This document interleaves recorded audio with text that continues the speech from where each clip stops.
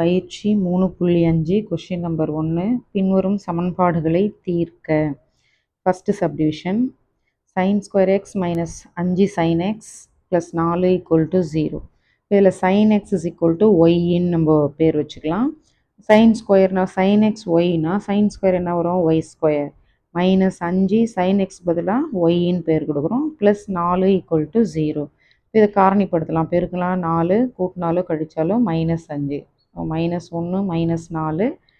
அதை எடுத்து அப்படிங்க முன்னாடி நம்பர் இல்லாதனால டேரெக்டாக எழுதுங்க y-1 இதை பார்த்துட்டு y-4 = 0.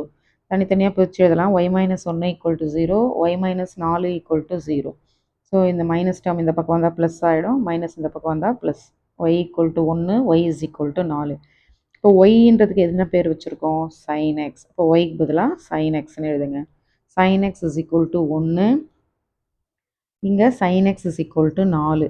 நான் சைனுக்கு வந்து 4 வராது. சைனோட எல்லை வந்து -1லேருந்து +1 தான். நீங்கள் 11லேயே கிராஃப் போட்டிருப்பீங்க பாருங்கள். இங்கே +1 இருக்கும், இங்கே -1 இருக்கும் இல்லையா?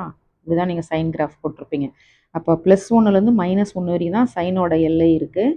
4ன்றது 1க்கு மேலே இல்லையா? அப்போ அதனால் வந்து இயலாதுன்னு எழுதிடணும், நாட் பாசிபிள். இப்போ இங்கே வரலாம், ஒய்க்கு பதில் sin x எழுதணும் = 1. சைனுக்கு எந்த மதிப்புக்கு 1 வரும்னா sin 90ஓட மதிப்பு sin 90 டிகிரி எவ்வளோன்னா 1. 90ன்றது தான் நம்ம என்ன எழுதுவோம் π/2. ஸோ 1க்கு பதிலாக sin π/2ன்னு எழுதியாச்சு.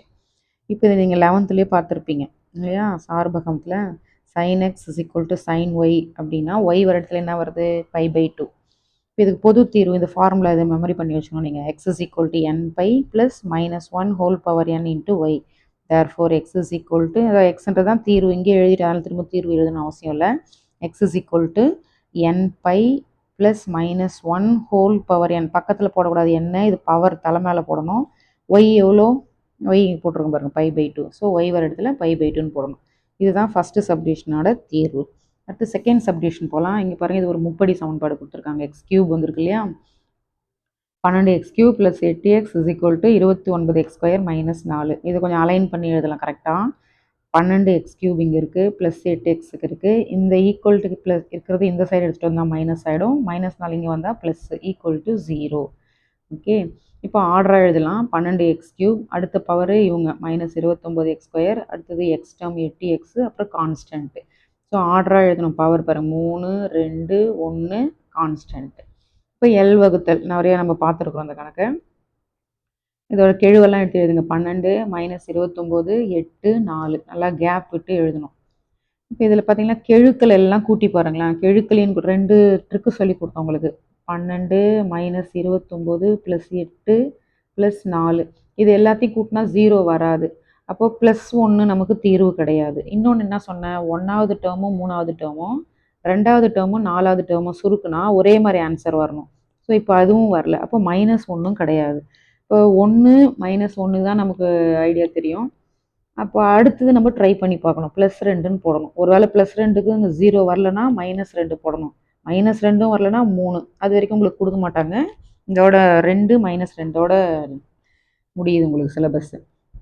அப்போ 2 போட்டுக்கலாம். இங்கே இந்த கெழுவை நீங்கள் ஆஸ் யூஷுவல் சுருக்கணும். இந்த பக்கம் வரதை கூட்டி கழிக்கணும், இந்த சைடு வரதை பெருக்கணும். ஸோ 12 + 0ன்னா 12 அப்படியே போட்டுக்கோங்க. இது ரெண்டுத்தையும் பெருக்குனா 24. -29ல் 24 கழிச்சா -5, பெரிய நம்பரோட குறி மைனஸ். ஸோ அந்த மைனஸை போடணும். இப்போ என்ன பண்ணணும், அந்த 2யும் -5யும் பெருக்கணும். இப்போ பெருக்குனா -10.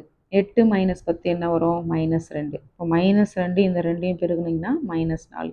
ஸோ +4ம் -4ம் 0. அப்போ இந்த 2ன்ற தீர்வு வந்து நமக்கு கரெக்டு. இங்கே 0 வந்தால் இங்கே நம்ம என்ன போடுறோமோ அது கரெக்டு.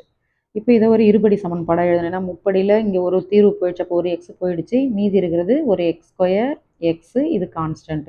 அதுதான் இங்கே சமன்பாடாக எழுதியிருக்கோம் பாருங்கள். 12x² - 5x - 2 = 0. இந்த இடத்துல எழுதக்கூடாது, இங்கே தனியாக எடுத்து எழுதணும். ஓகே, இப்போ இதை வந்து காரணிப்படுத்தலாம். 12யும் -2யும் பெருக்குனா -24 கழிச்சா என்ன வரணும் -5. அப்போ அந்த 2 நம்பர் -8 + 3 பெரிய நம்பரோட இங்கே மைனஸ் இருந்துச்சுன்னா அது பெரிய நம்பருக்கு தான் போடணும். ஸோ -8ல் 3 கழிச்சா -5ன்னு வரும். இப்போ இங்கே நம்பர் இல்லைன்னா அப்படியே எழுதிருக்கலாம். ஆனால் 12 இருக்கு இல்லையா? ஸோ இது மாதிரி போட்டு வகுக்கணும். வகுத்தோம்னா நமக்கு இந்த ஆன்சர் கிடைக்கிது.